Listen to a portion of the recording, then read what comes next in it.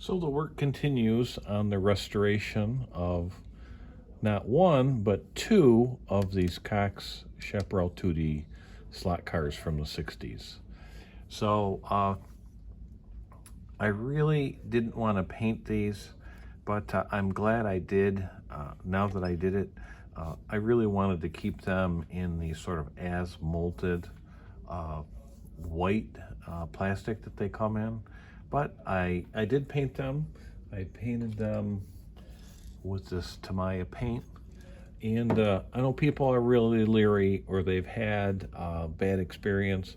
It's really not that hard with just a few little uh, tidbits or tips. So I can go through these in a little bit. But I really liked how the first one came out so well. I decided to do the second one.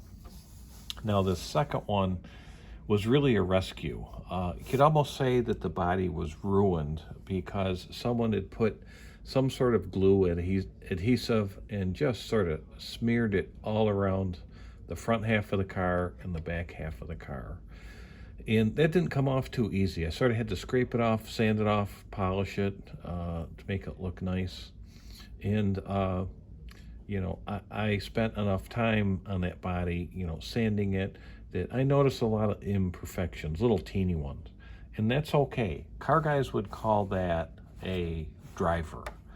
And because it's going to be on the track, I want something I can use. So I really don't need it to be perfect. So I really like how they look in this white, and especially with some of the details highlighted and the decals on it, it looks really good. So I need to get some more clear coated, and I'll be done painting them. A little bit of detail painting is needed on this one, like the black where the headlights are, and also this interior piece here that's under the windshield. So an observant person would notice that the car's been painted, but the tape is still blue. And I kind of made a rookie mistake. I painted it, and I forgot about putting a clear coat on to protect the decals. And so immediately after I painted it, I peeled off the masking because these two windows are glued in place, and I really didn't want to cut them out. And I was a little premature taking the tape off, so I had to retape them. So that's I had to retape them for putting the clear coat on. And I probably could have put clear over these clear plastic windows, but I just didn't want to. So if you notice that, you're very observant. I've got new reproduction tires in, and they're just like the originals, even have the lettering. At least on one side's really good appearance-wise. The inner side is a little rough, but that's okay. You won't be able to see it when the car's all put together. So once I got those in the rear axle, the right rear axle and the right wheels, I was able to put the car together. I did poach the gear that's on the axle from the second car, from the chassis that came with this car. So I do have one complete car, and I thought I had a problem with the motor, and it was more a problem with my little teeny power supply. Looks like it was drawing too much amperage. It would shut down momentarily, so seems to run well. So they say progress. Probably need to make or locate some new braids, and hopefully that's good to go. The chassis would be done.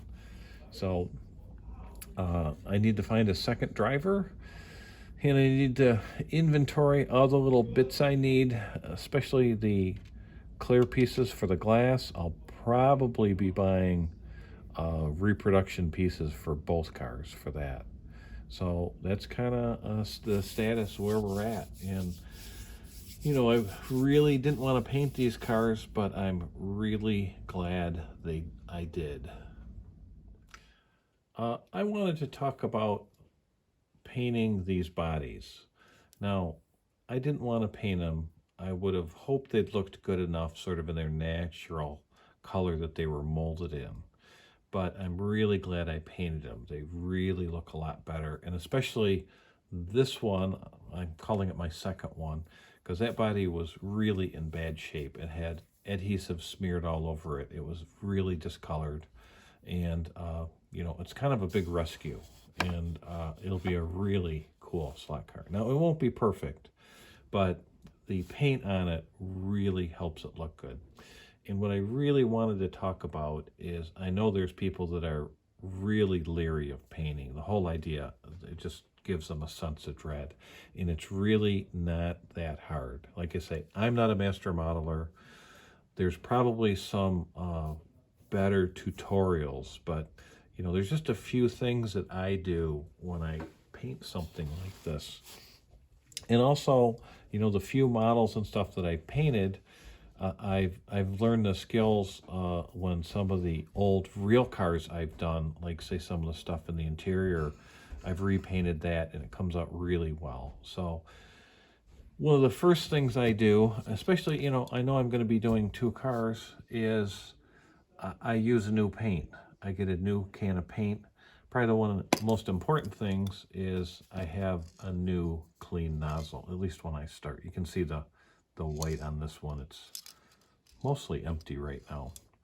So, a new can of paint, and you want to make sure it's room temperature. You don't want to leave it out in the garage when it's cold or in your car. So you want everything to be room temperature. So, what you're painting also. Also, I use this handle. It just snaps on the paint can, and now I'm not putting a dent in my index finger. I have a handle. It actually makes it easier to hold the can, and I've got a nice big trigger here to control the spray. So, like I say, I'm not giving this real thorough tutorial. I'm just trying to show the little things that help me do a better job painting. So when you paint, you want to be not pointing the spray can when you start. So you push the trigger and then you bring it across. And actually, probably that's too close. You'll probably want to be 5-6 inches away. And you just want to paint it in the same direction all the time. Even when you get to the front, I wouldn't go like this, but I would go like this. Or actually, I'd probably tilt it. Which brings me up to the second thing is, this is my little sort of do-it-yourself holder. So it's just an old water bottle, half full of water, so it's got some weight in it.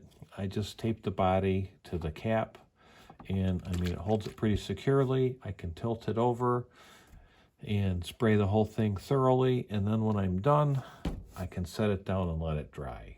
So, I used to be fumbling around with something like this, trying to paint it and set it down.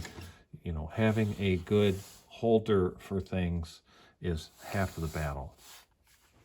So one of the last things I do is, after I spray, I'll take the can, hold it upside down, and actually push the nozzle. And what I'm doing is I'm just spraying propellant out of the nozzle. So if there's any paint left in the nozzle, it's not going to be there and be dry. It gets blown out. So those are just a few of the things, I do and give a nice paint job. And I'm saving the best for last. The real key is to spray on really thin coats. You can always go back and add another coat. So almost everything I do, I'm spraying with 2 coats. Just a really light coat, and then another one sort of finishes it off. And, you can put that second coat on 15 minutes later, 20 minutes later, or the next day. I usually wait the next day, but I know you can do it pretty quickly afterwards. And that avoids getting runs and drips and stuff like that. And so that's my little pieces of encouragement. And like I say, once, I've practiced on a lot of little things around the house, like heater vents, little metal pieces, refurbishing them instead of buying new ones. Some parts to some of my old cars, a little black paint will sometimes make that thing that's got a little bit of surface rust look a lot better. So it's a valuable skill if you can learn how to just put on a nice smooth coat of paint, and don't dread it. Just with a little practice, you get pretty good results. So that's my little pep talk there. And let me know if you have any ideas or any other thoughts. You can put them in the comment section. Thanks for watching.